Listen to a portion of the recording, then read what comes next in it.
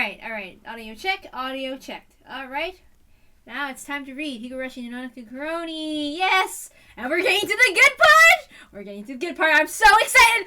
I'm so excited! I know we were at the lull with the fragments being like, we're gonna look at all 50 fragments. But now we're gonna get to the part where it's like super fun. Finally.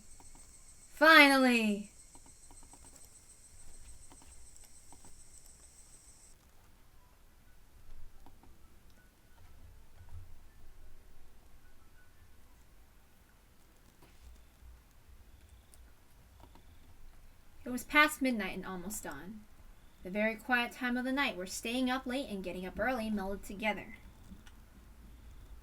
The exact same thing was happening in the offices of the Okanogi gardeners. There were only 2 people on guard duty, and they were playing cards. They weren't sentries, so they didn't really need to be on guard all the time. However, they weren't allowed to fall asleep either.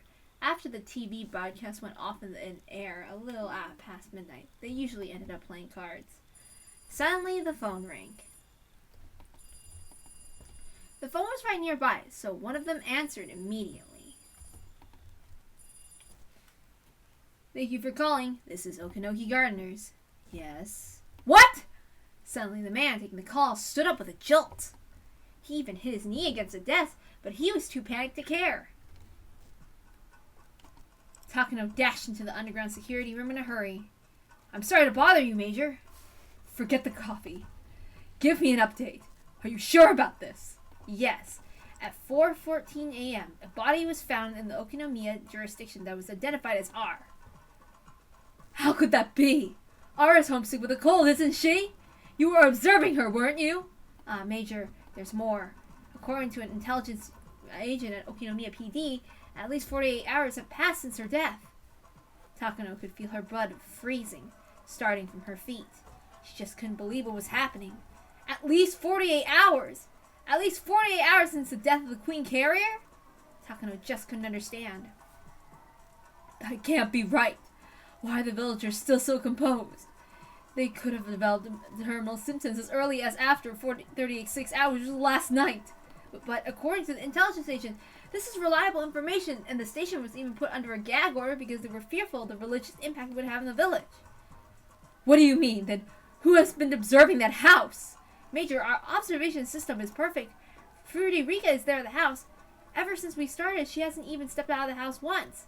Director Erie confirmed it himself. It's just impossible. Then how do you explain this? The police department is saying that the body is Rika and that it's been over 48 hours since her death, right? Are you telling me they're lying? A lie? A lie? That's it. Maybe it's a mistake. I was planning to fake my death using an operative from Gifu Police Department tonight. This is the same thing. Yes, it's a lie. It must be a mistake. Takano wasn't confused because she was still half asleep.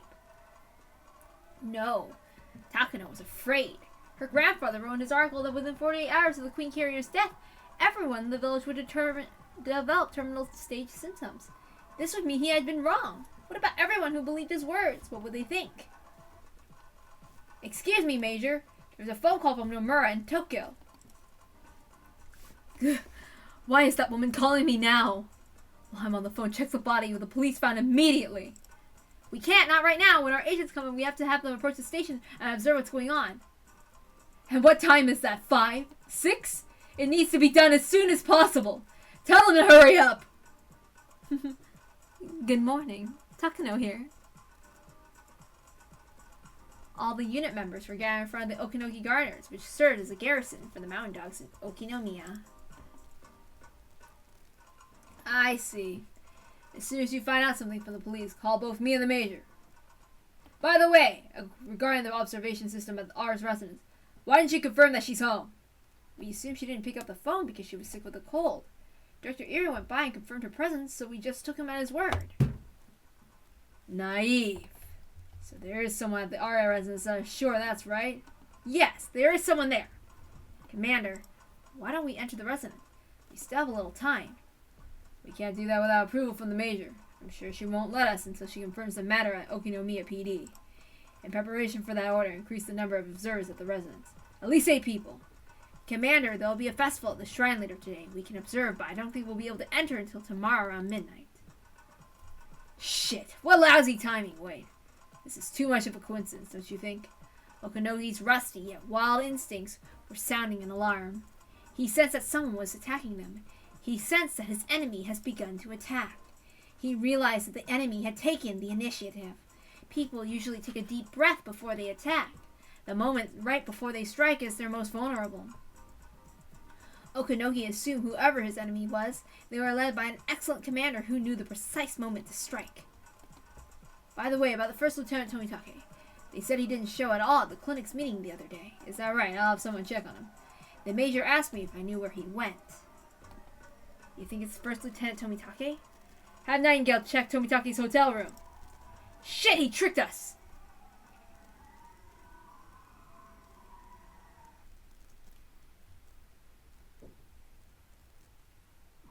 Oh, we can't turn back now.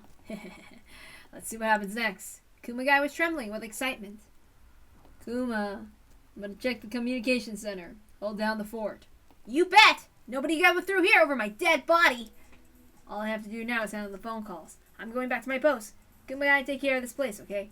You can count on me! Kumagai closed the door quietly and stood in front of it. This was his chance to show Oishi what he was made of. Oishi was on his way to the communication center. All radio communications and phone calls pass through there first. During business hours, each section answers its own phone calls, but when they aren't open, the communication center answers them instead. How's it going there? Well, there was an outside call for forensics calling directly just a few minutes ago. Who called? It was Chief Inspector Otaka. Ah, Otaka. Oishi grinned. The enemy had started to move. They must have bribed someone inside the office. The police started to be their spy, and he started to move as they planned. Oops, I don't know why I messed up. Oishi was surprised to learn that it had been Otaka. Oishi had never liked Otaka because he was constantly boasted about his academic background and always opposed Oishi, who believes in relying on experience. They didn't get along well at all, and when they worked together at the Prefectural Police Department, the phone call has ended. I'm going to ask the old man. Let's see. Hello? Oh, it's me. Don't worry. So, how was it? That green foreign shirt put on the air, so I just snubbed him. The idiot sure got mad. He'll come here as soon as the marshal gets in. That's so like him. He can't even fight by himself. This is getting more interesting by the minute. That phone call woke me up completely, just like you said. There are plenty of suspicious going-ons out here, but I can just feel it. Well, things are getting interesting now. What's up next? Hey, demons over here. Come further in.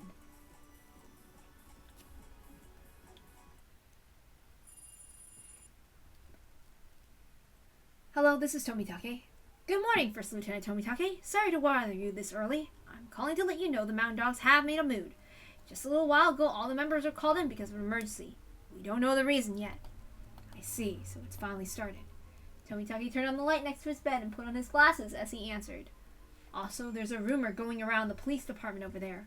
We haven't confirmed it yet, but the Queen Carrier's dead body has been found. What? Tell me more! Supposedly, an unidentified body turned out to be Furude Rika. They said she died over 48 hours ago. It's past the time limit in the emergency manual 34. There has been no change in Hinamizawa so far. Have you heard anything? No. I'm in Okinomiya, so I didn't know, but that isn't possible. It must be some kind of mistake. That's what we think so too, but according to our analysis, the information is very reliable, and it's almost a certainty. We haven't confirmed it yet, but multiple forensics department workers have been testified. But Tomitake realized something. He realized the Okinomiya police station was Oishi's territory. He also realized this must be the work of Rika and her friends. Tomitake tried to think calmly. Even if they didn't know who their enemy was, it's obvious the emergency manual is a signal for an explosion. So they must have come up with the idea to destroy that signal. The foundation of the emergency manual is that unless something is done without it, within 48 hours after the Queen Carrier's death, all the villagers will develop terminal stage symptoms. So if nothing happens after 48 hours, there's no need for the emergency manual. And with that, the Mountain Dogs have been called in. Hello, First Lieutenant Tomitake? Sorry. Considering the current situation, it'll be hard to tell if something suspicious is happening at the Area Institute. Please call the Colonel to check immediately. Also, in case of emergency, can you make sure the bloodhounds are ready to deploy? Roger that. We should have more information by 9 a.m. If the mountain dogs revolt, it'll become dangerous there. Please be very cautious. Of course I'll be careful. I'll talk to you again at 9 a.m. It was 6 a.m. Tomitake would get another call in 3 hours. Nightingale 1 to all units. Tomitake is in room 406. Observation team, do you see anything? This is Nightingale 4, nothing from the outside. This is Nightingale 5, nothing on this floor. This is Nightingale 3, there's no sound in the room. He's probably asleep. There was a do not disturb sign on Tomitake's door. Perhaps he stayed up very late last night and was planning to sleep in. This is a great chance for the Nightingales. Be sure to capture him alive. It's an order from the Major. Let's go. They tried to break into Tomitake's room very quietly. Obviously, it was a simple job for them to pick a hotel room's lock. Two members of the door communicated with each other using sign language. Even knowing he was asleep, it would be a good idea not to barge in. They opened the door very cautiously and very quietly. The room's interior was organized but tasteless, typical of cheap hotels. The only furnishings were a bed, a small desk, and a coin-operated TV. Clearly only one person could stay in this room. And there in the bed, Tomitake couldn't be found. What's wrong, Nightingale 3? Respond! Shit, this room is empty! It was still early in the morning, but the room was empty. What's going on? Tomitake likes to take walks and also take pictures of wild birds. Could he have gone out to do that? No, that's not it! He might have deceived us! The do not disturb sign was on the door. With that sign there, the housekeepers wouldn't come in the room, so they wouldn't know if it was empty or not. The sign had probably been on there since at least the day before. Knowing that Tomitake was planning to stay for a long period, the hotel hadn't really paid much attention. In other words, the room had been empty since then. I bet he changed hotels, expecting an attack. I can see why he hasn't been seen lately. Call the Major immediately. Damn it, our plan's been leaked. Okanogi realized that he'd been beaten to the punch.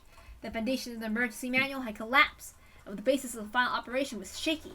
Okanogi felt the Major had panicked, rushing in to confirm that what was going on too hastily. If Tomitake suspected us and went into hiding, and after that caught wind of it, he's sure to come grab us by our tails. Everything's just too convenient. Shit. This must be exactly what the enemy planned. Okanogi tried to calm himself. If he was going to investigate in secret, he could assume Tomitake was still nearby. The Department of Tokyo must be the one conducting the investigation, so he must be waiting for someone for the report from that department. Tomitake was probably at a new hotel, probably somewhere in Okinomiya. Get in touch with Crow in Tokyo. There must be someone reporting to him regularly. Find the number they're calling. If the number is somewhere in Shishibona City, bingo! Okanogi was confident about his hunch, but what if he was thinking is correct? That means his identity was about to be exposed. It also meant his operation had failed before it even started. It wasn't quite checkmate just yet. If he could prove the dead body at the Okinomiya police station wasn't R, then everything would go back to square one. All he had to do was capture Tomitake and check the body at the station. That was all. Commander, I got a hold of Crow. They won't be able to tell exactly what they talked about, but they can say they can find the phone number. They just need a little time. How much time? Just a few hours, they said. Shit. They want just a few hours, huh?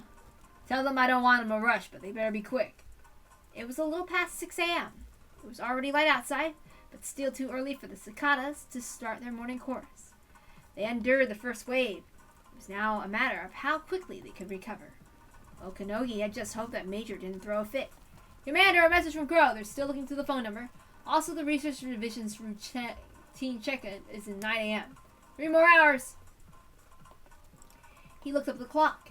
Even the little things were beginning to bother Okanogi. Every time the second hand moved, he began to become more impatient, realizing the check-in time was getting closer and closer. Also, Colonel Oka, head of investigation, issued a standby order to the Bloodhounds. He hasn't said anything about a mission yet, though.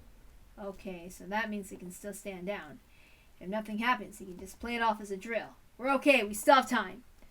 More information. The head of investigations called the Chief of Staff's home line. We don't have the details. We're okay. We're still okay. It's still a close call, but we're okay. The Bloodhound's standby orders meant that they saw a very high chance of the Erie Institute revolting. The people on site must be practically certain of it, although it's not as difficult to execute as an emergency manual. Ordering out the Bloodhounds isn't that easy. They only did so because they realized some kind of trouble is afoot. Okanogi was sure that the people who wanted to conclude matters peacefully were trying to settle things down by saying it was just a mistake. In order to the Bloodhounds to stand by without clarifying a mission is like a middle ground, in that sense.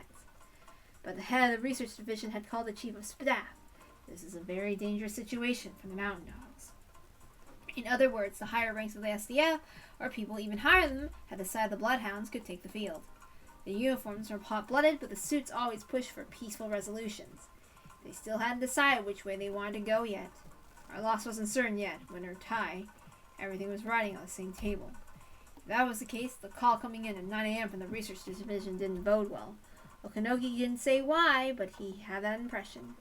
It was just his wild instinct doing his job. He could guess the people in Tokyo were going to ask Tomitake about the situation in detail, and then decide what to do based on that.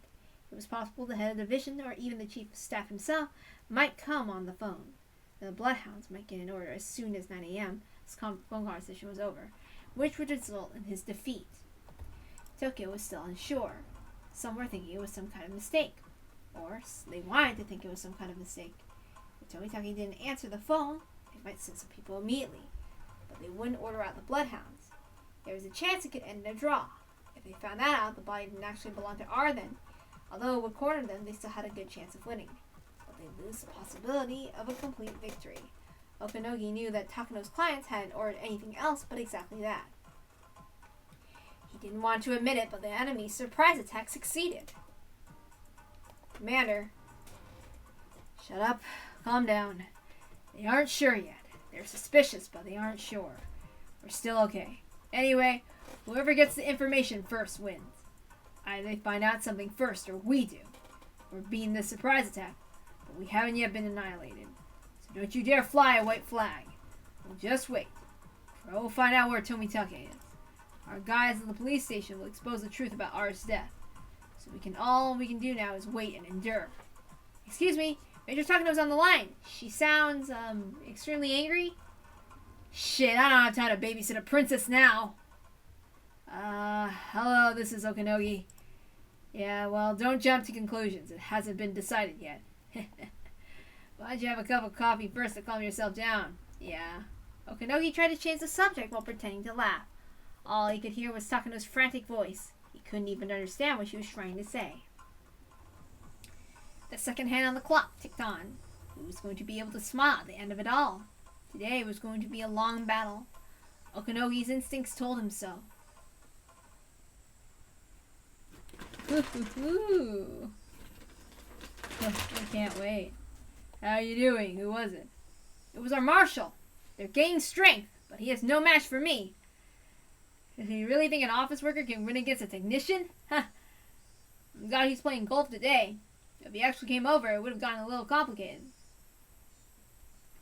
Did he call him a golf course? Is he working or what? I bet Otaka wanted to come over with the marshal. He's probably real upset right about now.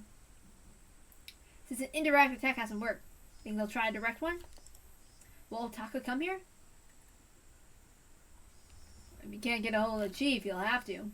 It's almost 8:30. The main doors will open soon. Morning had finally arrived. The chorus of the cicadas had begun. The familiar sound would make one think it was just another day. But it was hardly going to be normal. It wasn't just an ordinary Sunday. Oishi and his men had already realized they were grazing the tip of a huge conspiracy. Knowing how Otaka is, he'll probably come through the main entrance. Yeah, that's what a guy with him would do. I'll be here to take care of the phone calls. You guys take care of him, okay? Okay, I'll go welcome him. Guma, take care of this place. The lobby of the Okinomiya police was just like any of the other police station. It could hardly be said to have a welcoming atmosphere. Some of the tiles were on the floor, broken and cracked, so sometimes people tripped on them. Those spots were covered by pieces of cardboard, and there was a sign that said, "Caution, watch your step." There was also a pot with a dead plant in it. It was far from a friendly lobby. Unlike hostels and drinks, there wasn't a line of people at the counters at the police station, but there were a few sitting on the sofa waiting for the counters to open. And they would open soon. Some workers were standing by on the other side of the counters. Otaka was snobbish enough that Oishi didn't want to deal with him first thing in the morning. But only if only he was a pretty young woman with big boobs. Oishi and his men were on a very important job. If Otaka found out that Furude Rika's death had been faked, the operation was finished. They're only able to shake up the enemy now, while Furude Rika's death is still on the books. They had to stall for every minute, every second they could, so Tomitake could seize hold of the tail that was popping out. So the truth about Furude Rika's death was exposed before Tomitake had that chance. The enemy would recover. The emergency manual would regain its credibility. While the enemy wouldn't enact it immediately, they would try again for sure. Furude Rika had detected the conspiracy ahead of time. But that was a miracle. The divine wins. Japan had prevented Mongol invasions twice in the past with such miracles, but nothing like that happened during World War II. They might not be so lucky next time. They might not get another chance. There may be no next time at all. Unless they defeat them this time, they would never win again. While it's possible to do some serious danger, a tied game would eventually lead to the enemy's victory. They had to completely expose what the enemy was up to, allowing Tomitake to call in the suppression unit to defeat them. That was why Oishi had to stop their vanguard here. His job, therefore, was an extremely important one. If the enemy's conspiracy succeeded, Hinamizawa would be destroyed, and more than 2,000 villagers would be executed in a gas disaster. Either way, the incident would never go public, but people's lives depended on him. Oishi was violating his professional duties. Moreover, however, he had to do what was right. Oishi thought back to when the old man taught him that. Someone, despite the hot weather, was wearing a suit. Came in through the automatic sliding door. He had 2 of his colleagues with him. He was showing off his authority like he always did. Good morning, Otaka. Well. Good morning, Oishi. By the way, please don't address me with such familiarity. I'm no longer in the position where you can talk to me that way. Oh, don't be like that, Otaka. We used to play mahjong together, didn't we? Otaka seemed disgusted to hear that. He used to boast about being good at mahjong, but Oishi once beat him so badly in front of many people it hurt his pride. I'd love to chat with you, but I'm in a hurry today, so please excuse me.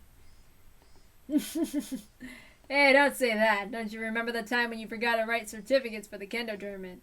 You begged me to help you, and I wrote them for you backstage. That was why the award ceremony went on smoothly, didn't it? I truly appreciate that, but nothing has anything to do with this right now. Oh, I didn't know you appreciated it. Sorry about that. I never heard anything like that before. Down at the prefectural station, they think I begged to write it, and that you turned the offer down and let me write it for you. Wasn't that the excuse when the director called you up asking what happened since my handwriting on the certificates wasn't so great? Well, I don't know. Maybe someone misunderstood. At the very least, I never said such a thing. Well, the professional police headquarters may be up your territory, but unfortunately, this is Okinomiya PD. You won't get your own way here. Oh. And what do you mean by that, Oishi?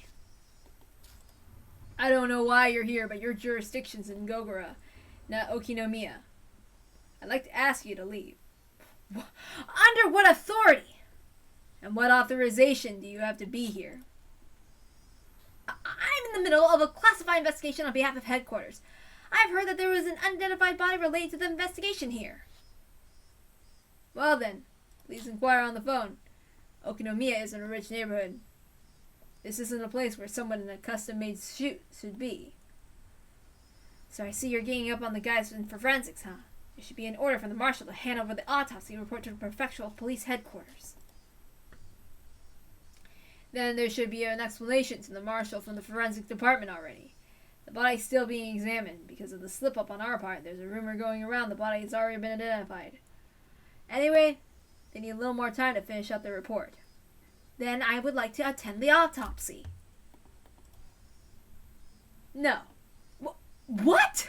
I'm requesting as the person in charge of this classified investigation at the prefectural headquarters. And that's the truth. Look, I don't want to doubt your policeman's spirit. A policeman's spirit is a noble one, see? Sure, no one would go into this business if we weren't getting paid for it, but you can't be a good detective without dedication that can't be measured by your pay alone. If you say you have that spirit, I'll let you through. The look in Oishi's eyes had made it clear the anger was roiling within him. As he looked into those eyes, Otaka recalled all the kinds of frightening memories. Otaka didn't want Oishi to sense his fear, but he couldn't prevent himself from swallowing loudly. Okay, then please let me through. I'm here because of my policeman spirit. Please step aside. Why don't you make me with your policeman spirit? Come on. What? If your policeman spirit is as strong as mine, you should be able to brush me aside easily. Come on, try it. Oishi was obviously saying he had no intention of letting Otaka through. How could he do this? Otaka was confused. Otaka was an elite policeman at the prefectural police headquarters. He believed academic background and performance record were enough to earn trust. He's been working hard under that belief. But Oishi doesn't acknowledge that, and he doesn't even respect him. He is a scumbag. He's the worst type of person, one who tried to establish their meaning and purpose only through rough means, refusing to acknowledge everything about their superiors in order to protect their own pride, as often uncivilized people did. Otaka had been thinking that ever since they worked together. Why did people trust in someone like Oishi? Why did people respect someone like him? Why did people appreciate someone like Oishi more than they did Otaka? Move! If you don't, I can accuse you of interfering with the investigation! Oh, what kind of investigation? If you tell me, I'll help you. Didn't you hear me? It's classified. I can't talk about it to someone like you. I see. Well, if you can't tell me everything, you can tell me one thing instead. What do you have resting on your shoulders? On my shoulders? What are you talking about? I have something on my shoulders. The fate of 2,000 villagers rests here. If I let you through, those 2,000 villagers, no matter their relatives as well, they'll all be very sad. You know what I'm talking about, don't you? I have no idea what you're on about. Okay, I'll tell you. Your boss is planning something terrifying. I bet you haven't even thought through that far, but it's a conspiracy that'll make thousands of people unhappy. That conspiracy is about to crumble, and that's why they woke you up and ordered you to investigate. I don't know how much you're getting paid for this, but that's more important than your policeman's spirit. Oishi stopped talking there, but his eyes continued to speak after that. What in the world are you talking about? Anyway, please just let me through. Otaka's baffled behavior confirmed what Oishi had just said. He'd been brought up by someone shady. Though, maybe he didn't think that he was bought. He probably thought he was filling in a request to confirm Fururika's body as a favor from someone from the information network he assumed he built himself. Of course, that part about being a classified investigation was a lie. But when an elite policeman from a prefectural headquarters said it was a classified investigation, everyone would grovel and salute him. But Oishi didn't salute him at all. This is a waste of my time. I'll file a formal complaint to the marshal later. What? Hey, wait a minute. I'm not done yet. As Otaka tried to walk by, Oishi grabbed him by the arm. Otaka tried to make him let go, but Oishi was just too strong. Ow! Let me go, Oishi! Oh, I'm not putting that much strength into it. If you have a policeman's spirit, this shouldn't stop you. Your unshakable righteousness should knock me down easily, but you can't even get my hand off your arm. You know why? Get off me! It's because you don't have a policeman's spirit! Oishi let go of his shoulder, and Otaka tumbled onto the floor, sliding more for 2 meters. What is this? This is interference with an investigation! This is interference with a government official executing his duties! No, this is assault! Arrest him immediately! Otaka ordered his 2 colleagues around, but they didn't know what to do. Oishi was also a policeman. Obviously, there was something more going on between them. Besides, they could sense one thing. Their instincts were telling them that Oishi was far stronger than them. They were no match at all. What's going on, Oishi? Some officers were gathering in the lobby. They all looked puzzled. Nothing much. This greenhorn from the prefectural headquarters demanded something selfish, so I taught him a lesson. The officers alternatively looked between Oishi and Otaka.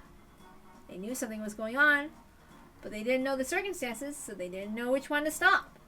Oishi was respected by the policemen of Okinomiya Station. Everyone respected him. If Oishi said that Otaka was being selfish, then he must be at fault. Oishi was generally seen as sensible. All of them thought that Oishi would only do this in a public place like a lobby. If it was something major, Otaka was feeling humiliated to get such attention. He stood up calmly, hiding his humiliation with anger. I see. I understand your position, but I'm not here on a child's errand either. I like your spirit. I'm ready to go if you are. Bring it on, greenhorn! Not enough! That all you got? Damn it! So that's your policeman's spirit! I have 2,000 Hinamizawa villagers resting on my shoulders. The lives of 2,000 people in my jurisdiction depend on me. Why aren't you tackling me with a spirit that's strong enough to knock down 2,000 people? It was like watching a match between a sumo wrestler and a small child. No matter how many times Otaka tried to tackle Oishi, he simply crumpled against him. Oishi stood firm as his feet were rooted to the earth. By the third time Otaka tumbled to the floor, he finally realized that he had been provoked. He caught his breath and fixed his hair. Okay, I'll tell you. The case I'm investigating has something to do with the Sonozaki family. I was asked by someone to check on something. Why are you beating around the bush? Did you say it more directly than that? At any rate, they're questioning the death of that girl that's said to be the mascot of the religion here in Hinamizawa. I have to confirm if she's dead or alive immediately. I told you, we explained that over the phone. It's still under investigation. I need more time. Huh. Well, I didn't want to have to tell you this. This request was. I'll tell you the truth. It was requested by someone you really hate. Representative Sonozaki. Ah, that scary man with the crest on his hakama, huh? Yeah, you're right, I do hate him. If that man threatened me, I'd have to abandon logic and push his demands through, too. See? Representative Sonozaki requested that I check the body immediately. This is a request by a citizen. The police department is there for its citizens. Of course I accepted his request. Furude Rika isn't just any girl in Hinamizawa. She's a very special little girl. If a rumor goes around saying that her dead body was found, of course someone has to go confirm it, right? You'd better not say things like that in a public place. You're in a lobby, you know. Excuse me. Otaka suddenly realized his mistake. Some people were whispering behind him. Some of them spoke to Otaka hesitantly. Is it true that Furude Rika is dead? Don't worry, madame. We haven't confirmed that yet. We're from the prefectural police, and that's why we're here. That's right. It's not certain yet. We're still investigating as we speak. I'm only asking to attend the autopsy. You better think carefully. I'm here on behalf of Representative Sonozaki. If you keep interfering, I'll tell him all about it. If that happens, you'll be in a tight spot, Oishi. Don't you think it's time to surrender? Representative Sonozaki was well known in an area as an extremely tough congressman. The people who knew about him continued to whisper. Otaka grinned when he heard them whispering. He realized then that in Okinomiya, his threat was more effective than he thought it would be. Oh my, did you really ask him to do that, Saburo? Sir, excuse me, did Representative Sonozaki really ask you to do that? He certainly did. The representative asked me directly. So, what about it? Oishi, isn't it about time to surrender? People continue to whisper. Representative Sonozaki is a big name around here, Otaka thought. Even gangsters give way if people mention his name here in Okinomiya. So, if you're really afraid of Representative, please let me through, Oishi. Please go to counter number 8 to get the traffic ticket reissued. Huh? When did I get a traffic ticket? Oishi suddenly started to talk about something completely different. In fact, Oishi was looking at something behind Otaka. Huh? Who was he talking to? Otaka wondered. An old-fashioned elderly man and a lady in a kimono were standing behind him. When Otaka's eyes met with her, she smiled at him. She's definitely my type, Otaka thought. Hey you, were you really asked by Representative Sonozaki personally? Not by his secretary or someone else? Yes, of course! Representative Sonozaki and I are very close. He sometimes calls me directly. The elderly man continued to listen with a puzzled expression. Who the heck are you? Huh? There's no need for me to introduce myself. I'm just an ordinary policeman for the prefectural police headquarters. What? Incredible timing, I mean. I can only laugh. So I can laugh, right? I wasn't sure. Otaka couldn't understand why Oishi and this lady were laughing. What are you doing here together? Well, you know, remember that ticket? I didn't see the no left turn sign because of a tree branch. And there was a policeman on a motorcycle waiting right at the exit, and I didn't think that was fair. Saburo said I should complain, so that's why he came along today. Ah, roadside trees at the city hall's jurisdiction. We get those complaints pretty often, but it's a rather complicated matter. I didn't like the fact that that policeman was waiting at the exit, so I'm here to complain about it. I understand. I'll talk to the city hall in the traffic section. So, do you think you can settle this peacefully for today? If you say so. We'll leave quietly for today. When Otaka realized that they were Oishi's guests, he fixed his tie and spoke up. But you have to pay for your traffic ticket. It's the law. You sure are annoying, aren't you? He is, isn't he? Sometimes he can be pretty funny, though. I'm in the middle of an important conversation with Oishi. When you're done, please get going. Have a nice day, madame. Grab. You have a nice day too, sir. Grab. The two of them grabbed Otaka's shoulders from behind. The lady grabbed his right shoulder, and the elderly man grabbed his left. Mr. Professional Policeman, I have two things I detest in this world. Do you know what they are? Huh? One is shiitake mushrooms. I just don't like them. Never have ever since I was born. I don't like to eat them, and I don't like their broth either. The second one is lies. I don't like to use them, and I don't like it when people use them with me. How can I step back after being ridiculed like this? I'm the demon princess of Shishibone, SONOZAKI, AKANE. I never back off when someone starts a fight with me. Don't say that about yourself. Also, would it be perfect if you used a citizen instead of demon princess? Huh? Huh? The police officers, the citizens in the lobby, and Otaka's colleagues didn't know what was going on. Let me introduce them. This is SONOZAKI AKANE. She's the vice president of the Shishibone City Women's Kendo Club. And this is SONOZAKI Saburo. He's an honorary director of the Professional Kendo League. Oh, I should mention his formal title. This is Shishibone's 2nd District Representative, SONOZAKI. Well, you're here to give Otaka a lesson, right? He's an instructor for the Professional Police Kendo Club, after all. Thank you for coming. Here, please show him to the dojo. Representative? The same? Didn't you say we were close? I think we'll have lots of fun together today. Oh, I'm so excited. The two of them were still clinging to his shoulders, laughing meaningfully. Otaka laughed along with them.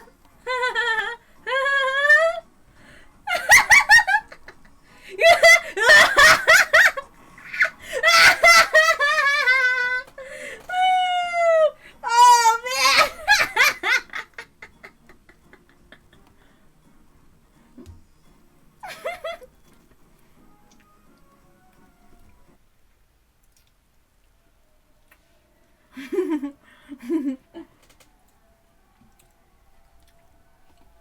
Are you sure? Did you really confirm the Queen Carrier was at home yesterday? What do you mean by confirm? I just went by because I heard she had a cold. So how could they have found her corpse? That's just impossible. That's right. That's impossible. But unless it's confirmed, some people might misunderstand. Who would misunderstand what? I mean, the whole village would go into a panic if they found out Furuderica is dead. Now that I'm certain she's lying. I don't even need to hear from Tomitake. Takano's objective is the execution of the emergency manual. The premise is about to be destroyed, and that's why she's panicking. She finally found someone who showed an interest in her research which made her feel better about herself. Yet that someone is about to cut her off. That's why she's panicking. She's as pitiful as can be. If it were possible, if there was a way to reach out to her, I would reach out to save her from drowning. But my hand will never reach. It won't reach her unless she reaches out. She's drowning, but as long as she refuses to seek help, I'll never reach her. Till she realizes it herself, no matter how much I reach out, she'll refuse my helping hand. However, my selfish imagination will have to stop there now. Is Rika home or not? If she goes into details, she'll become suspicious of me since I told her I saw Rika at home. That will put me in a very dangerous position. A man who had been on the phone for some time put down the receiver. Major, there's no answer. There's nobody home. What does the observation unit say? Since the 17th, the day they started their observation, there hasn't even been one phone call. Hey, Director Irie, that means Rika is still at home, right? Huh? Yeah. I guess so, I'm not sure. She's gotten so much better, or maybe she snuck out or something. Today's the day of the festival, remember? I think there's some vendors set up near Rika's house. There are a lot more people around, so maybe your observers missed her. Well, can that be possible? Every time Director Irie leaves, we place a seal on the house afterwards. I don't think she could have gone out through a window. So the mountain dogs are certain that R has not left the house, right? Yes, we're certain. R is inside the R residence, and she hasn't left the house since the 17th. We're sure about that. The only person who checked inside was the Director Irie, and nobody from the mountain dogs did, but you're sure about that, right? Well, one of the mountain dogs looked at me. I swallowed and then nodded to him. Then how do you explain R's corpse at the police station? Like I said, it's possible they made some kind of mistake. The autopsy isn't done yet, and the body hasn't been confirmed to be Furude Rika. It could just be a rumor. You already said that! How many hours do you think have passed since that rumor has gone to Tokyo? Unless we do something about this, Tokyo will... Takano realized I was standing right next to her and shut her mouth. I could already tell what she wanted to say, though. Major, there's a phone call for you from Nomura in Tokyo. Damn it! I told her to give me a little more time! Takano usually has a lot of self-control, but she's not doing so well right now. Even her body language makes it clear how irritated she is. Does she have the habit of scratching herself? As she folded her arms, I could see marks where her nails touched her skin. She's clearly not doing well. Takano's rather occupied right now. I'll take it. Nomura, right? I never talked to her, have I? Sorry, this phone call is for the Major. The mountain dolls look alternatively between Takano and my faces. Director Irie, I have to take care of a few things. Could you please excuse yourself? Oh, sure, I understand. You're in charge of the institute. I shouldn't say anything, huh? Somebody take him to the director's office. Hurry! She's basically telling me to get out. I left the security room quietly. Hello, this is Takano. Sorry to make you wait. I'm sorry to call you repeatedly. So, did you find out anything else? I'm sorry. I've ordered my men to get to the bottom of this immediately. Some of them are headed to the police station. I'm just waiting to hear from them. I see. So you should be hearing from them soon, right? What time do you think you can call us? I'll call you as soon as I find out something. But it's hard to say what time, though.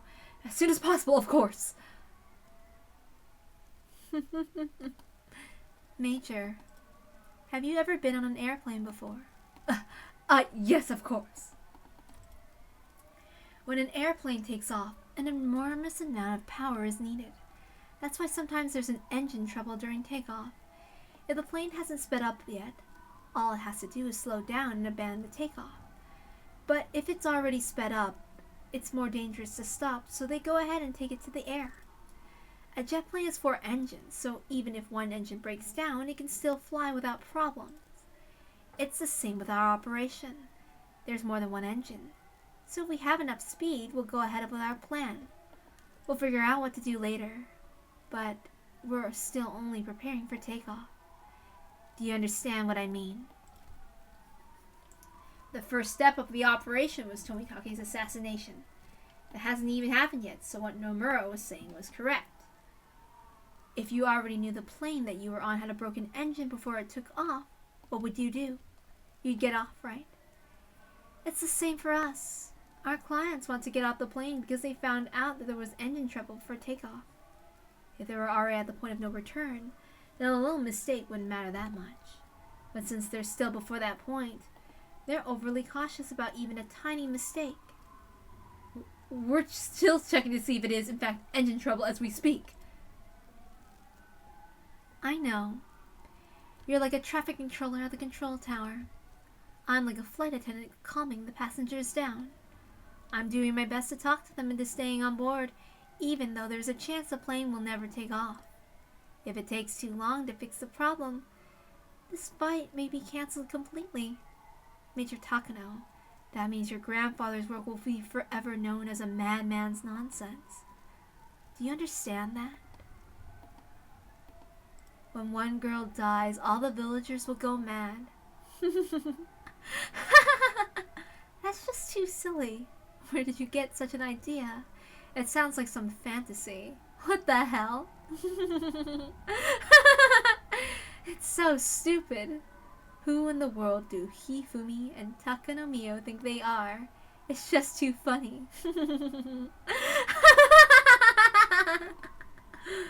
Takano ground her teeth. She squeezed the receiver so tightly her knuckles went white. Anyway, now do you understand what will happen? Do you get it? Your grandfather's honor depends on this. This is yours. Yes. Thank you for thinking about us. Don't worry. I'm your only ally. I'll help you achieve the ending that makes you happy. I'll be with you until the very end.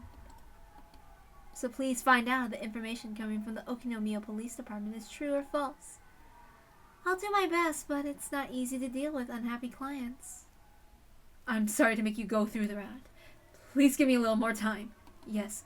Yes, goodbye. Takano made sure that Nomura hung up first and then hung up herself. Hasn't Okanogi called yet? Call him! Major, we just called 10 minutes ago. He's supposed to call as soon as he learns something. Why don't you take a little break? Your coffee is... The unit member tried to serve the cup of coffee to Takano, but she knocked it aside. The cup fell on the floor, making a black puddle. Everybody in the security room fell silent.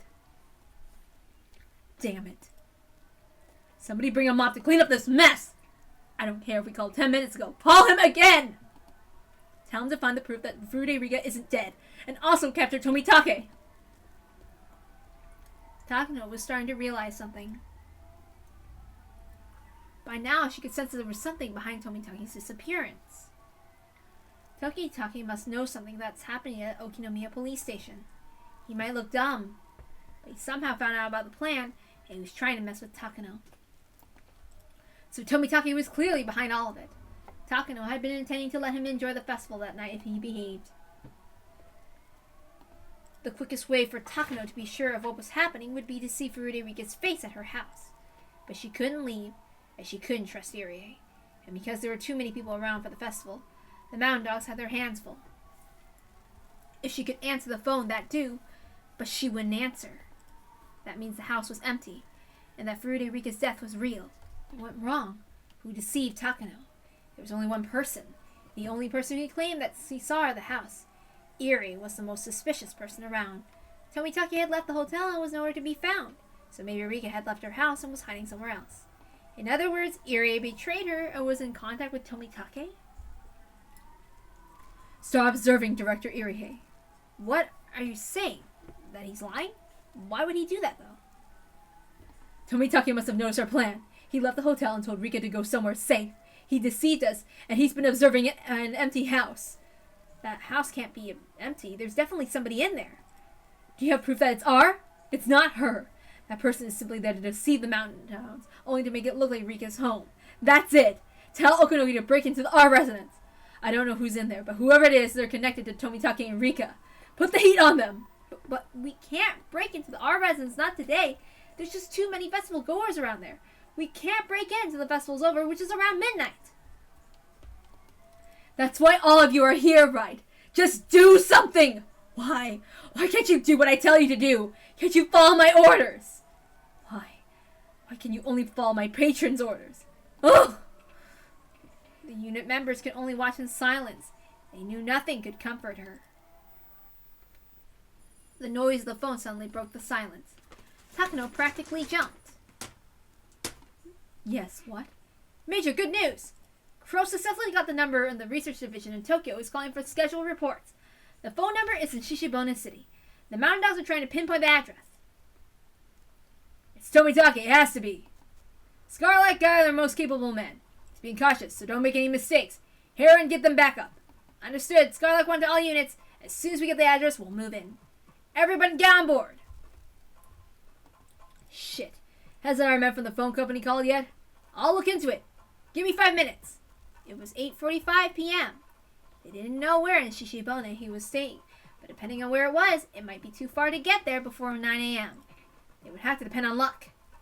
Damn it, doing it in 50 seconds, not 5 minutes. What the hell's taking so long? He's just punching numbers into the computer. We've got it! The address is Hirosaka Block 1-XX Motel Motorado. It's routing through the switch, so his room number's unknown. Did you hear that, Skylark? We got it, we're heading out. Luckily, Hirosaka Block 1 was close enough. Okanogi had been right. Tomitake was hiding nearby. The garage doors of Okanogi Gardeners opened one after another. The white van sped off in a hurry. That piece of shit. It's our turn now. He didn't even think there would be someone working against him in the research division. Now it's our turn for a surprise attack.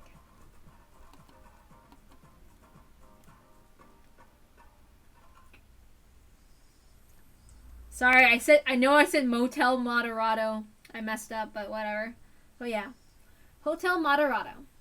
Despite its name, it had a cheap stained sign out in front.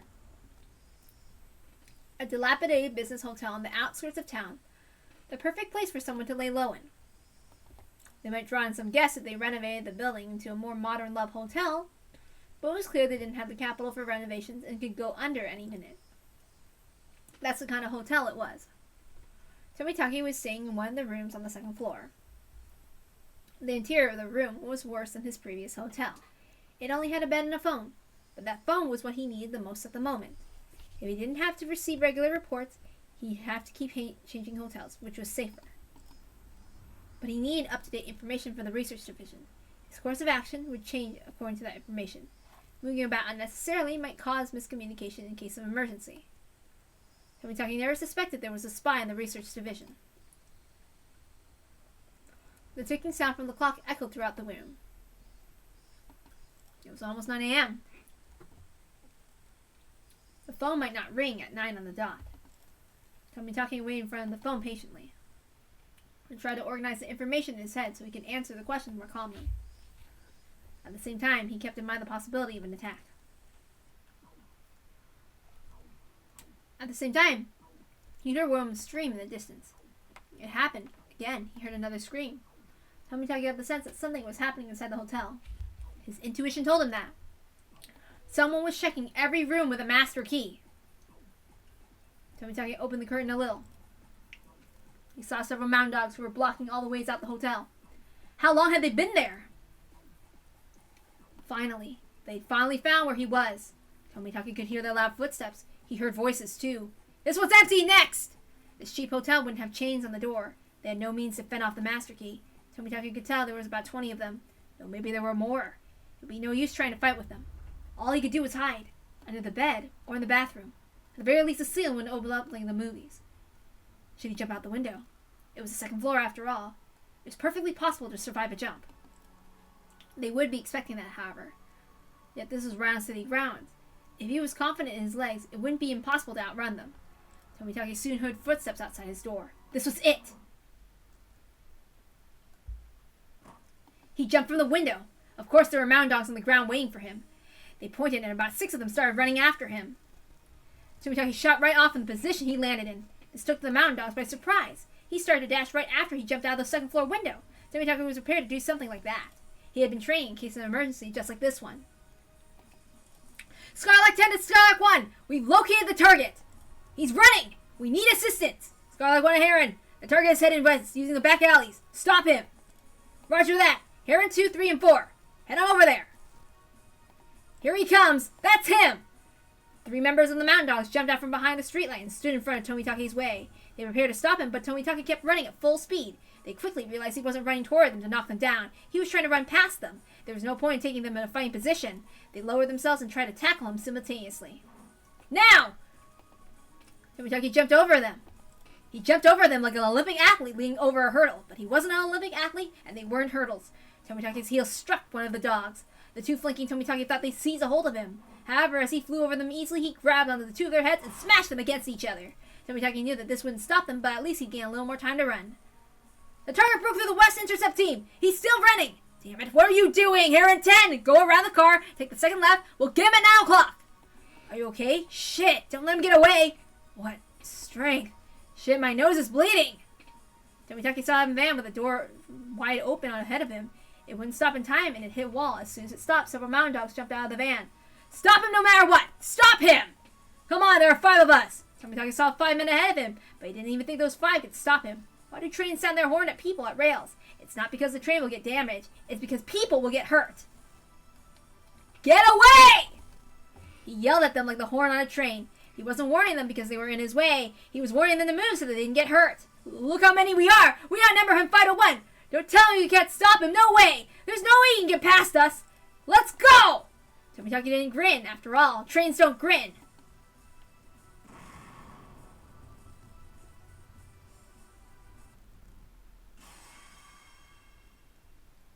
We captured Tomitake. Really? It didn't take that long. I want to ask him some questions. Don't kill him, okay? Bring him over here. We'll kill him afterwards, but I've already got a great way for him to go. The phone continued to ring inside of Tomitake's empty hotel room. Within 30 minutes, Tomitake was dragged through the back door to the Erie Institute wearing a gag and handcuffs. Tomitake didn't even move as though he was sedated. The Mountain Dog members had carried him out of the van. Irie saw Tomitake from his window and came out of his office in a hurry. Takano was already there. What's going on here, Takano? The Mountain Dog silently glared at Irie. He realized he shouldn't have left his room. I didn't see Jiro for a while, so I became worried and had the Mountain Dogs look for him. It was a good thing I did because, look, he's gone terminal. He's developed terminal symptoms! Are you sure? Of course, Tomitake didn't reply. Irie decided not to say anymore. I see. That's very unfortunate. Let's give him some medication as soon as we can. Of course. I hope it's not too late. Irie already knew. The Mountain Dogs had trapped him down. Irie wasn't sure if Tomitake was able to arrange something with Tokyo. He wasn't even sure if the Bloodhounds had been called in. He could guess that Tomitake didn't have time. If the Bloodhounds were called in, the Mountain Dogs would catch that information. If that was the case, they would likely drop everything and run. But Tomitake was captured. They brought him back to the Institute. That meant it hadn't gone that far, and they were still trying to fix the damage. In other words, Tomitake wasn't able to do what they were hoping for. What were they going to do to Tomitake? Since they brought him back alive, they were planning to torture a confession out of him? That would be very dangerous for him. He'd likely end up dead. Irie realized he had to do something in Tomitake's place. The main reason why Tomitake had to think to rescue Irie was because he had no way of contacting Tokyo on his own. I messed up. Takano wanted Irie to be useless, so she never told him how to get in touch with Tokyo. Irie would receive phone calls from Tokyo, but he could only call them through Takano. Therefore, Tomitake was the key. Unless Irie rescued him, they couldn't possibly win. But Irie wasn't like the Mountain Dogs. He was simply a researcher. There's no way Irie could rescue Tomitake from such a high-security area. There were 8 Mountain Dogs in the building. There were usually only 2, but Takano called in more. Of course, the basement was a highly secured area. One needed an access card to get in. That card was only given to people in Irie's position. In addition to an access card, one would need a fingerprint match as well. The access card alone wouldn't do it. Therefore, the only person who could rescue Tomitake from that high-security basement was Irie. And so, even if it was impossible, Irie had to do it. Irie bunched up his hands into fists, held them tight to encourage himself, but he noticed his fists were shaking. Irie, did you forget? Irie remembered what Akasaka had told him. It's very hard to anticipate your own danger. You can't underestimate it. You may not even get a chance to make a phone call. If you sense something odd, that's an emergency. Knowing the seriousness of a conspiracy, they won't hesitate to kill us. Please be very careful. Irie felt the cold sweat pooling on his back. What was the emergency Akasaka had been talking about? We shouldn't think it was still okay. He might lose the chance to run. He realized that trying to do something by himself was foolish. He had his security access card, true. That didn't mean he had to rescue Tomitake by himself. Just like how everybody was trying to combine their efforts, he should also ask for help. Also, Tomitake was in their hands, which meant the Mountain Dogs had realized they were under attack and preparing to counter. was very possible they were suspicious of Irie, too. Once they broke into Rika's house, Irie's lies would be exposed. Indeed, this was an emergency Akasaka was talking about. Irie had realized that he was already in danger, and he needed to leave immediately. The Sonozaki residence was their gathering spot in case of an emergency. His allies are congregating at the Sonozaki residence. He should explain the situation to them and think about how to rescue Tomitake. Takano probably wouldn't kill Tomitake immediately. She was intending to kill him that night as a 5th year's curse. There was still a little time left. He had allies with his security access card. There's still a chance to rescue him. Irie had to let Akasaka know that he was escaping. If they became suspicious of Irie, they would check the house and Akasaka would be in danger too. In other words, it caused a chain reaction. Irie didn't listen to the chance to escape. He still had to do his final job. Irie picked up the phone at the desk and called Rika's home number and left. It would continue to ring like that, sounding the emergency signal. Irie thought back to when he wondered how long he was going to stay in this director's room. He never knew this day would come so suddenly. He noticed a framed picture of his parents on his desk. Irie had become a doctor so he could clear up the misunderstanding between his parents and regain his family ties. But how did he get involved in something like this? No, he would return. He would return and continue to fight against Hinamizawa syndrome. He vowed to himself that he would never abandon that responsibility. I'll be back, Mom and Dad. Irie said his final goodbye and left the director's office. Major, there's a call from the director's office to an outside number. The phone number is the R residence. What does that mean? Can you listen in? Of course. I'll put it up over the speaker. One of the members flipped a switch. There was a sound of the ringtone. Why is Director Irie calling the house now? Maybe R really is at home. He's trying to let her know that Tomitake's been captured. That might be it. He has no idea we're listening in. What was Irie going to talk about? Takano waited patiently to eavesdrop on the conversation. There was nothing but a ringtone. It had been over 30 seconds. There was no answer. Nobody was home. The director sure is patient. I guess he's sure that she's home. Major! We have the director on security camera at the back door! The black and white clad display monitor showed Irie running out the back door. What's going on? Who's calling from the director's room? Takano became utterly confused, but the ringtone continued. It couldn't be. Takano finally realized what was going on. It's a trap! He knew we were listening in, so he made a fake call! Irie is a traitor! Catch him! The security room on the first floor. Stop Director Irie! The target's heading to the staff parking lot from the back door! The two mountain dogs who were playing cards in the security room on the first floor jumped into action. The security room was located next to the back door, so Irie was still within reach. Irie had made a serious mistake. He could have left the clinic during the 30 seconds Takano and her men were listening to the ringtone. But when he got to the parking lot, he realized he forgot his car key on his desk in the director's office, so he had to go back and get it.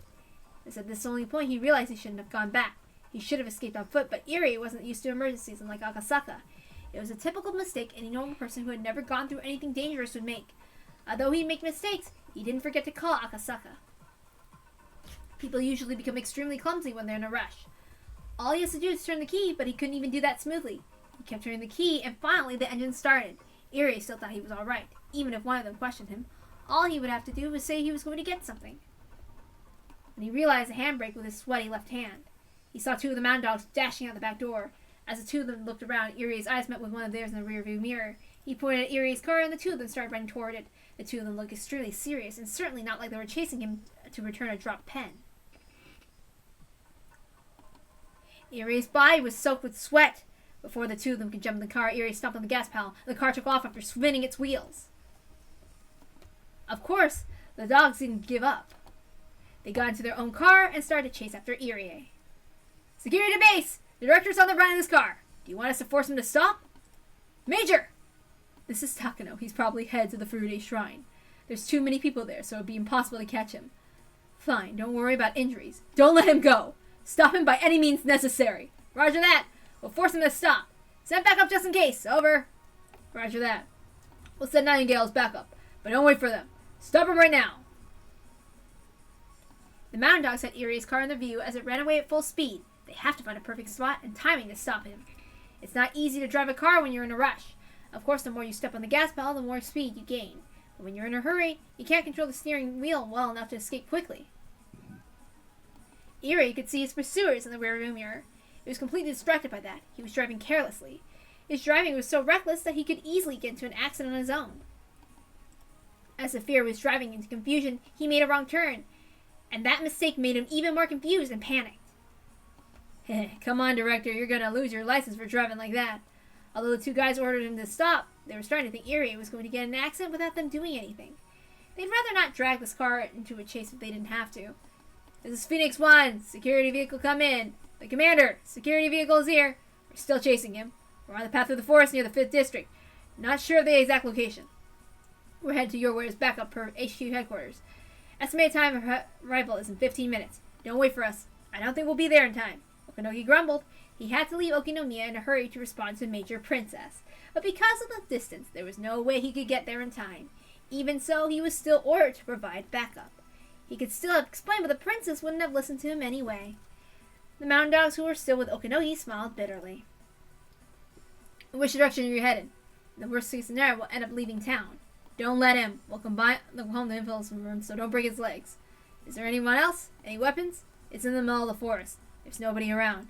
We have one submachine gun in the security vehicle. The guy in the passenger seat reclined it and climbed into the back. He lifted one of the seats and took out a black machine gun. The paint on one cord was coming off. The shiny silver metal was exposed. It was a machine gun. It didn't look as powerful as an ordinary one. However, once the dog extended the shoulder stock and set it in place, the weapon looked far more vicious. It's an MP5, correct? Is it A5 or SD3? The man in the back seat looked at the uniquely shaped gun barrel. It was thick and long. It's SD3. It has a silencer as well. You're allowed to fire. Shred his tires with a full burst. Roger that. We're attacking. The guy in the back seat opened up the driver's side in the back window and leaned out of the car. His sharp eyes aimed at one of the tires on Irie's vehicle. It was a straight road. Irie's car was weaving, but not enough to avoid the shot. The pursuers had his car in their sights. They're trying to get as close to Irie's car as possible, but they're afraid they might get caught if overturned. They soon decide this is as close as they were going to get. I'm going to fire on the count of 3. 3, 2, 1. The sound of the machine gun was a lot quieter than what people would imagine. Its power was unimaginable. One of the tires on Irie's car was cut to shreds, collapsed in a puff of smoke. Because one tire collapsed all of a sudden, Irie lost control of his car. He tried to steer away, but that made things even worse. As it spun, Irie's car drove off the shoulder in the road and slid down to the slope of the forest. The sound of the trees breaking and the car being battered from every direction disappeared from down the slope. The pursuers stopped their car and looked down after it. The plants were growing so high it was impossible to check from there. The attack was a success. The target vehicle went down the slope. It's possible the driver is dead. We'll search on foot. Phoenix 1, Roger. Nightingale's in the area. If you're lucky, you'll run into them. We aren't even close. I'm counting on you. Good luck. Roger, ending transmission. Let's go. The mountain dogs left their car and headed into the woods without hesitation.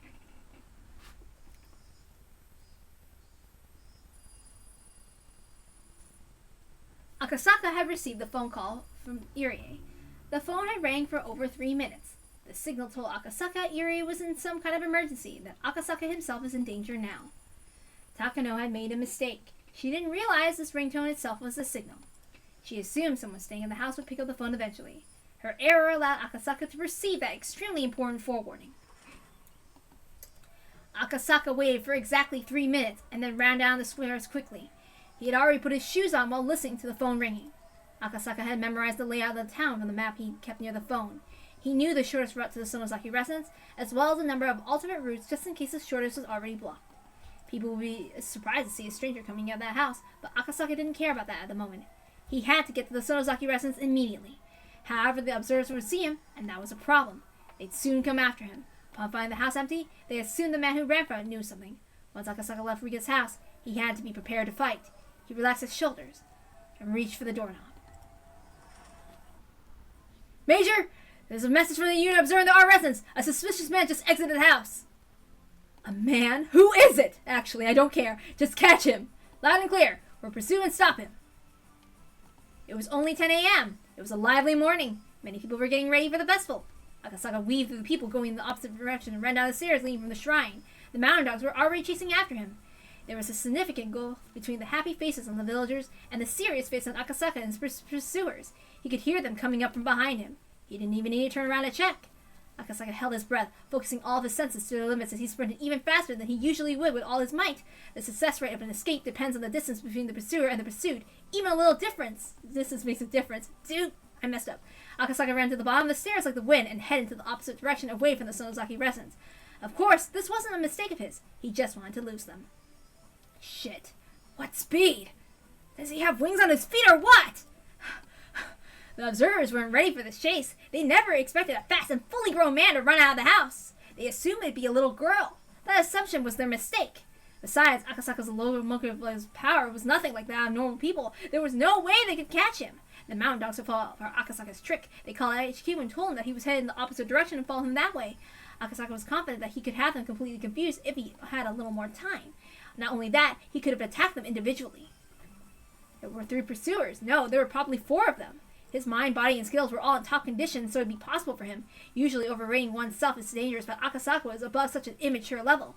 Resisting violently at the place other than his destination might prompt him to waste manpower and time, but Akasaka wasn't sure of the mere meaning of Irie's phone signal. They were at the severe level of emergency. Akasaka had no time to waste, so he had to get to the Sonozaki residence. As Akasaka ran as fast as he could, he tried to think about the situation calmly. Could he attack them first and then head to the Sonozaki residence? The pursuers were scattered about and running around with breath. It'd not be easy to fight 4 men at the same time, but it'd be different to take them out one-on-one. When Akasaka decided he had a high enough chance of winning, he took a deep breath and made a U-turn around a streetlight. What? The mountain dogs were surprised to see the man who was running away from them was now running toward them. They prepared themselves to fight. But before Akasaka even reached them, he already had everything planned out in his head. He calculated how many blows would be required to take them all out. But his calculations were wrong. Without even needing a second blow, the first pursuer dropped after one of Akasaka's legendary armor-piercing punches connected with his face. And while the first was still in the air, the second armor-piercing punch took out the second pursuer.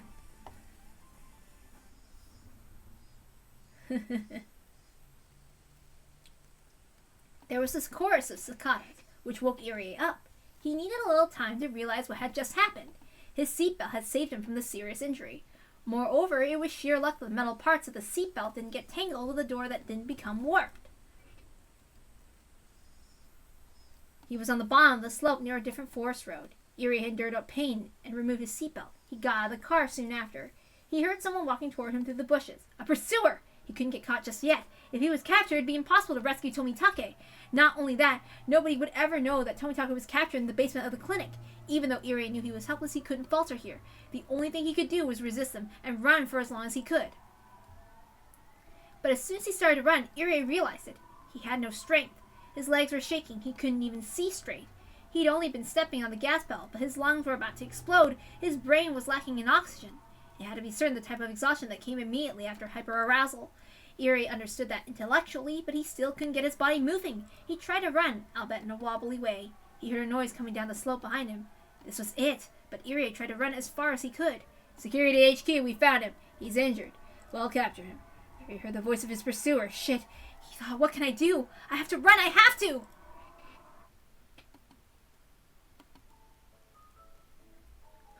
Carpenter your heart's the spirit of retreat. Shio, what's the song that you've been singing? Don't you know? It's really popular nowadays. My apologies. I'm rather ignorant when it comes to pop music. There was a wrecked car ahead. White smoke was still visible, so the accident must have just happened. Kasai slowed down. What is it? Oh, wait, what is it? Oh, jeez. Hey, isn't that the coach? Their car stopped. The sound of the brakes startled Irie, and he fell in his behind. Irie was obviously the one who had been in the accident. Hey, coach! Is that your car? Shion. Are you alright, Dr. Irie? You should go see a doctor. We'll take the coach to the clinic so he can treat himself, huh? Can you stand up? Wait, I'll take you there. No, not the clinic. I can't go there. I have to go to the Sonozaki residence. Coach! Coach! What's going on? This isn't good. Kasai looked at Irie's car and looked around the area. He whispered to Shion. Shion, he must be in some kind of trouble. What kind? There are bullet holes in Dr. Irie's car. They don't seem to be from an ordinary handgun. Really? You take that end? Let's get into the main house. The two of them loaded Erie into the back seat and got in the car and left in a hurry. Oops, I read it in the wrong tone. We have to ask Coach what's going on. He can't go back to the clinic. I wonder what he means. It sounded like he was running away from someone there, but I don't know. It's obvious that he was involved in something dangerous. Hey! Where are you going? She was confused of why Kasai suddenly made a wrong turn. Dr. Erie's pursuers aimed for the tire of his car. They wanted to capture him alive. His pursuers are likely close by. Are they after us? There's no car behind us and nothing in the air. In this air, we'd be impossible to fall unless they're tailing us. I'm going to make another left turn just to be safe, then head to the main house. Could you watch what happens behind us? You got it! Security HQ. The target was picked up by a civilian vehicle. I'm saying the license plate number and the car model. Roger that. Nightingale, your target is a civilian vehicle now. Search for her immediately. Try to capture Dr. Erie or arrive. Neutralize the civilians as well, dead or alive. Are you sure? Are you sure we're going to find him? Don't worry. There's a tracking device on the director's coat. Nightingale's vehicle can catch a signal. They can pinpoint where he is. Erie was lying in the back seat wearing his white coat. There was a device on his collar. The security department put it there just in case. So no matter how hard Shion tried to look for anyone following him, the enemy already knew exactly where they were. This is Nightingale 3. We found the vehicle. It just made a turn by the water mill. There was a map of Hinamiza on the table of the security room. The path led by the water mill led to a certain private property. It belonged to the Sonozaki family, and the Sonozaki residence was the only building on it. Major! Oh my, like rats in a trap. This is Phoenix 1. Nightingale, don't head in yet. Phoenix will join you just in a little bit. We'll go in together. This is Nightingale 1, understood? Okanogi! Don't give them any time. Why don't you let Nightingale go in? Bad connection. Nobody listens to me!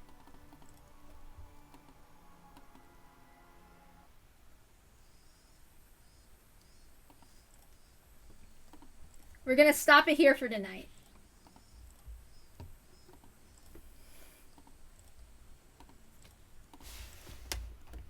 We'll do Akasaka's thing tomorrow.